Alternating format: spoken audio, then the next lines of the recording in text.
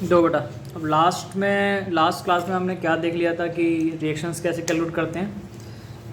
आज हम नेक्स्ट पे चलते हैं। आज हम देखेंगे साइन कन्वेंशन जो हमें फॉलो करना पड़ता है शियर फोर्स और बेंडिंग मोमेंट डायग्राम बनाने के लिए। साइन कन्वेंशन हम दो चीज़ों में पढ़ेंगे, एक शियर फोर्स के लिए और दूसरा बेंडिंग मोमेंट के लिए। बेंडिंग मोमेंट के लिए क्या फॉलो करेंगे और शियर फोर्स के लिए क्या फॉलो करेंगे। देखो साइन कन्वेंशन हमारे ऊपर है, हम क्या एज्यूम कर चलते हैं। आपको कोई एक एज्यूम करना है, फिर उसी को हर न्यूमेरिकल में फॉलो करना है, ठीक है। अब देखो शियर फोर्स के लिए साइन कन्वेंशन बताता हूँ। शियर फोर्स में अगर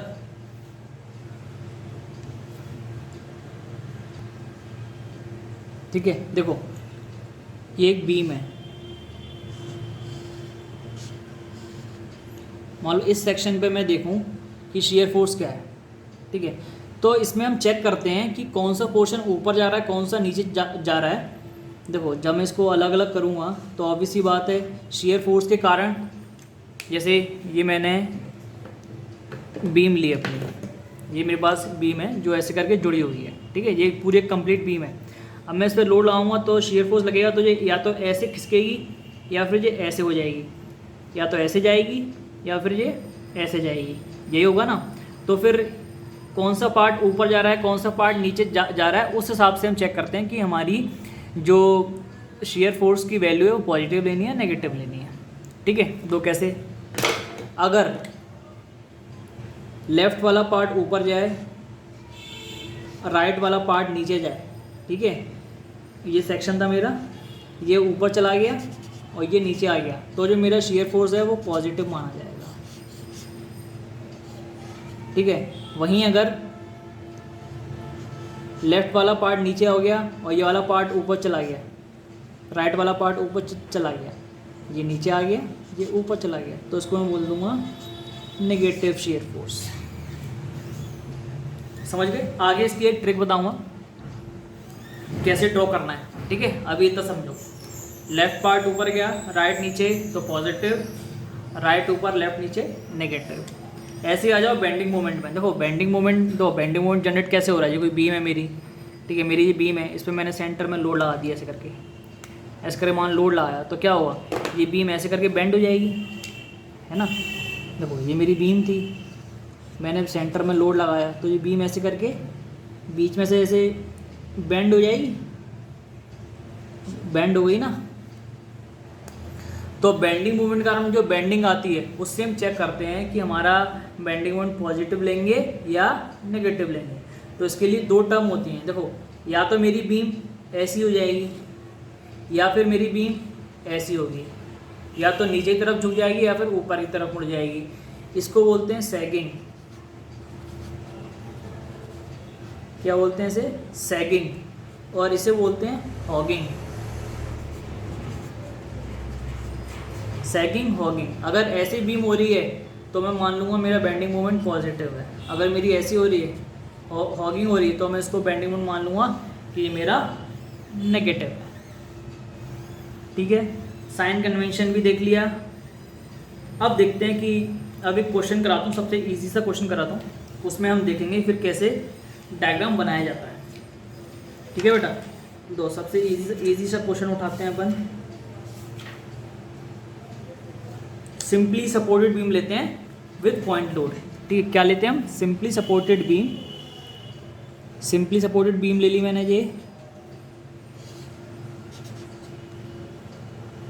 विद पॉइंट लोड, ठीक है। पॉइंट लोड कैसा होता है हमने पढ़ चुका है, कैसा होता है। जैसे मान लो ये लग रहा है 2 किलो न्यूटन, यहाँ लग रहा है 4 किलो न्यूटन, ठीक है। और यहाँ से यहाँ तक की दूरी है 1 मीटर, ये वाली दूरी है 1 मीटर, ये टोटल दूरी है 2.5 मीटर, ठीक है। तो सबसे पहला स्टेप क्या होगा, हम रिएक्शंस फाइंड कर लेंगे। हमने रिएक्शंस फाइंड करी और रिएक्शंस में अब दो वो तुम लोगों का काम है, पहले सिखा चुका हूँ। रिएक्शंस फाइंड करी, ये आ गई 2.8 न्यूटन, ये रिएक्शन आ गई 3.2 न्यूटन, ठीक है। और ये मेरी फोर्स लगी रही है 2 और 4, ठीक है। अब देखो शेयर फोर्स डायग्राम की ट्रिक बताता हूँ कैसे बनाना है। सबसे पहले तो जो मेरी बीम है इसी के बराबर एक नीचे आके लाइन खींचूँ, ठीक है। ये मैंने इसी के बराबर लाइन खींची, बड़ी भी खींचने लूँगा लेकिन हमें ऐसे करना है, ठीक है। ये प्रॉपर तरीका होता है। इसी के बराबर में लाइन खींची। शेयर फोर्स डायग्राम के लिए आपको कुछ नहीं करना है, यहाँ से स्टार्ट करो, ठीक है। यहाँ से स्टार्ट करो, जहाँ जहाँ फोर्स ले जाए वहाँ वहाँ जाते जाओ। जैसे मैं यहाँ खड़ा हो गया, मैं यहाँ खड़ा हुआ तो 2.8 किलोमीटर ऊपर जाऊँगा, क्यों, ये ऊपर जा रहा है ना, तो 2.8 ऊपर चला गया। अब यहाँ से यहाँ तक चला मैं, तो यहाँ कुछ मिला क्या, नहीं मिला, तो ये इतना ही रहेगा। अब मैं यहाँ आ गया। अब मैं जब यहाँ आके देखा कि यहाँ से अब मुझे 2 किलोमीटर नीचे आना है, तो मैं 2 किलोमीटर नीचे आ गया। इसको क्रॉस तो करूँगा नहीं, क्यों, क्योंकि ये हाइट तो 2.8 थी ना, तो यहाँ तक आ गया मैं फिर आगे चलना शुरू करूँगा। मैं यहाँ से आगे बड़ा कुछ है, खाली है, तो फिर मैं चलता जाऊँगा। फिर मैं यहाँ आ गया, यहाँ आके ये बोले कि भैया 4 से और नीचे जाओ, तो 4 से नीचे आ गया। फिर मैं आगे बढ़ा, आगे कुछ है क्या, नहीं है, फिर मैं चलता गया। ये माशा बोले ऊपर जाओ, तो मैं ऊपर आ गया, ठीक है। ये मेरा क्या डायग्राम तैयार हो गया, शेयर फोर्स डायग्राम। ये पूरा पोर्शन पॉजिटिव रहता है, ये पॉजिटिव, ये पूरा नेगेटिव, ठीक है। अब देखो इन पॉइंट्स की वैल्यू क्या होगी। यहाँ पे तो 2.8 था, यहाँ से यहाँ तक कितना रहा 2.8, फिर मैं 2 से नीचे आया, तो मतलब 2.8 माइनस इस पॉइंट की वैल्यू क्या होगी 2। यहाँ तक क्या थी, ये भी 2.8 है। यहाँ आके क्या हो जाएगी, देखो 2 से नीचे आ गया ना, तो इसका मतलब 2.8 माइनस 2, तो ये वैल्यू कितनी हो जाएगी 2.8 माइनस 2 इक्वल्स टू 0.8। तो यहाँ से यहाँ तक कितनी वैल्यू है 0.8। अब 0.8 के बाद मैं 4 से नीचे आ गया, तो इसका मतलब यहाँ पर वैल्यू कितनी होगी 0.8 माइनस 4 इक्वल्स टू माइनस का 3.2, ठीक है। माइनस का 3.2 यहाँ पर वैल्यू हो गई। अब मैं यहाँ आया तो यहाँ से यहाँ तक अब माइनस का 3.2 वैल्यू रही, लेकिन यहाँ पे कितनी होगी माइनस का 3.2। अब मैं ऊपर जा रहा हूँ तो प्लस करूँगा ना, प्लस 3.2, तो प्लस 3.2, तो ये कितनी आ गई इक्वल्स टू 0। इसका मतलब हमने सवाल अपना सही किया, हम वापस जहाँ से स्टार्ट किए वहीं पे वापस आ गए यहाँ पे। तो ये मेरा क्या हो गया शेयर फोर्स डायग्राम।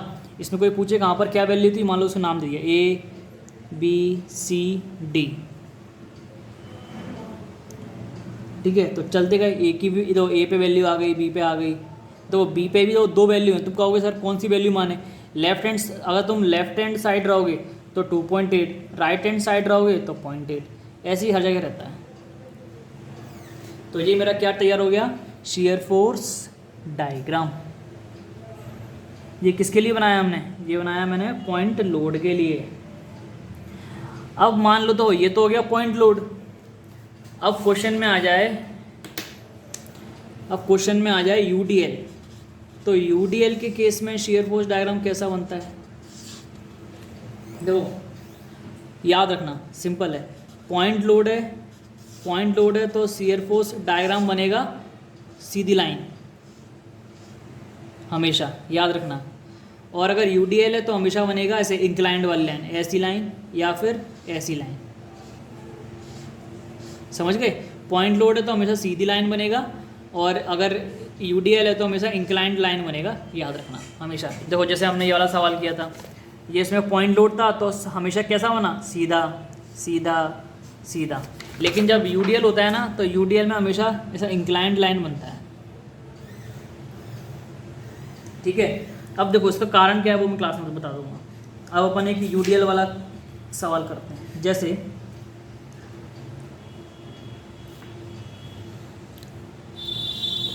ये एक बीम है सिंपली सपोर्टेड,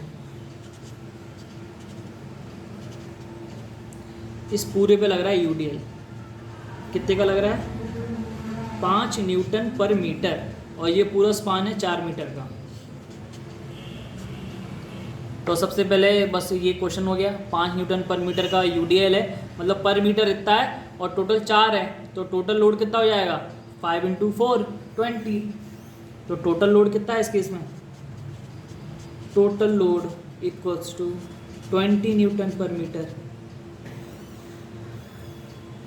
ठीक है। देखो एक चीज़ देखो, जब यूडीएल के केस में अपन रिएक्शन निकालते हैं ना, तो हम क्या करते हैं, हम मान लेते हैं, क्योंकि हमें कैलकुलेशन करना है ना, तो हम क्या मान लेते हैं कि ये टोटल 20 लोड सेंटर पे लग रहा है। सेंटर पे किसके, ये जो लोड है ना, ये लोड इसका सेंटर, तो इसका सेंटर क्या है, बीच में ये हो गया, तो यहाँ पे हम 20 मान लेते हैं, 20 न्यूटन, और फिर अपन रिएक्शंस कैलकुलेट कर लेते हैं। ठीक है, ये मैंने तो स्पेसिफाई क्यों किया मिड पॉइंट वाला कंसेप्ट, कि तो लोग गलती क्या करते हैं, जैसे मान लो ये मेरा क्वेश्चन है, मान लो सिर्फ इतने में यूडीएल लग रहा है, बाकी में नहीं लग रहा। ठीक है, ये था 5 Nm/m, तो मैं क्या करूँगा, और टोटल ये है मान लो 2 मीटर ये है और 2 मीटर ये स्पान है, तो टोटल कितना हो जाएगा 5 × 2 10, टोटल लग रहा है 10 न्यूटन का लोड। वो मैं कहाँ लगा दूँगा, इस यूडीएल के मिड पॉइंट पे। तो इस यूडीएल का मिड पॉइंट क्या हो जाएगा, ये वाला, 1 मीटर इधर 1 मीटर इधर, तो मैं यहाँ लगाऊंगा। आप लोग क्या, इसलिए ये मत सोचना कि यहाँ लग जाएगा सेंटर में, यहाँ नहीं, जो यूडीएल का सेंटर है ना, यूडीएल के सेंटर पे लगेगा बेटा, ये लगा दिया। और फिर पॉइंट लोड है, पॉइंट लोड के लिए रिएक्शंस निकालना सीखा ही है हमने, तो बस उस हिसाब से फिर रिएक्शंस कैलकुलेट हो जाएंगे। ठीक है, अब हम आ जाते हैं अपने सवाल पर। ये क्वेश्चन है, ठीक है, हमने रिएक्शंस निकाली, रिएक्शंस आ गया 20 तो ये आ गया, ये आ गई 10 और ये आ गई 10। आप लोग निकाल के चेक कर लेना, ये 10 आएगी, ये 10 आएगी। ठीक है, अब देखो उसका डायग्राम, CF4 डायग्राम कैसे बनेगा इसका।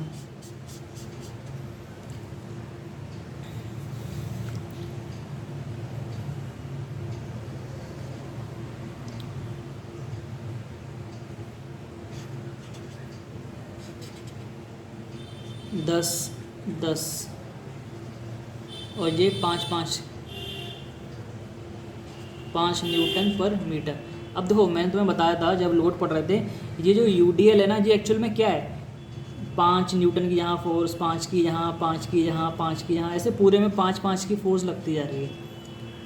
एक्चुअल में ये ऐसा डायग्राम होता है, ये हमने देखा था, एक्चुअल में ऐसा है। ठीक है, तो मैं इसको क्वेश्चन में ड्रॉ नहीं करूँगा, इमेजिन कर लिया मैंने। तो जैसे ही मुझे यूडीएल दिखा, मैंने एज्यूम कर लिया कि ऐसे टाइप के लोड लग रहे हैं। ठीक है, पूरे बीम पे जहाँ जहाँ तक यूडीएल है वहाँ तक ऐसा वाला लोड लग रहा है। अब मैं बनाऊँगा उसका शियर फोर्स डायग्राम। ये मैंने इसकी बराबर लाइन खींच दी। सबसे पहले काम क्या, 10 से ऊपर गए, दो यहाँ पे 10 से ऊपर जा रहे हैं, ये 10 से मैं ऊपर चला गया। अब मैंने क्या कहा था, अगर यूडीएल है तो शियर फोर्स डायग्राम कैसा बनेगा, इंक्लाइंड लाइन, मतलब टेढ़ी तिरछी लाइन बनेगी। अब कौन सी बनेगी, ये वाली या ये वाली। देखो मैं ऊपर गया, अब ये लोड क्या बोल रहे हैं, नीचे आओ नीचे आओ नीचे आओ, तो मैं नीचे आना शुरू करूँगा। अब मैं नीचे जाऊँगा तो भैया ऐसे चलता जाऊँगा चलता जाऊँगा चलता जाऊँगा, एक पॉइंट आएगा, मुझे इसको क्रॉस करना पड़ेगा, फिर चलता जाऊँगा, फिर यहाँ आके फिर 10 से ऊपर चला जाऊँगा और वापस आ गया। ठीक है, तो ये मेरा क्या बन गया, शियर फोर्स डायग्राम काय के लिए, यूडीएल के लिए। समझ गए। इसमें और वैरायटी बनती है, कैलकुलेट कैसे करते हैं वो भी सीखेंगे। अब नेक्स्ट क्लास में हम डिस्कस करेंगे कि बेंडिंग मोमेंट कैसे निकालना है। ठीक है बेटा।